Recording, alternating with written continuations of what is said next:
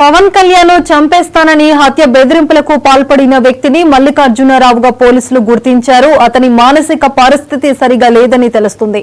మల్లికార్జునరావు మద్యం మత్తులో బెదిరింపు కాల్స్ చేస్తున్నట్లు గుర్తించారు. గతంలో అతనిపై ఓ కేసు నమోదైనట్లు సమాచారం. ఇక మరోవైపు నిందితుడిపై కఠిన చర్యలు తీసుకోవాలని హోంమంత్రి అనిత ఆదేశించారు.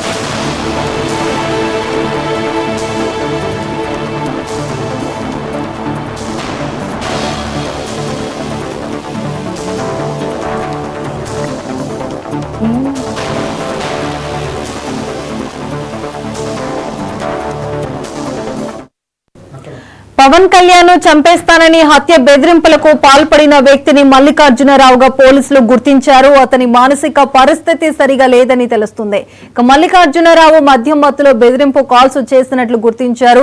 గతంలో అతనిపై ఓ కేసు నమోదైనట్లు సమాచారం.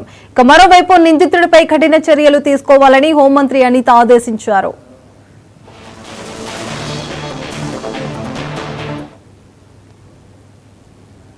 మెగా సోదరులు కొనిదెల నాగబాబుకు మంత్రి పదవి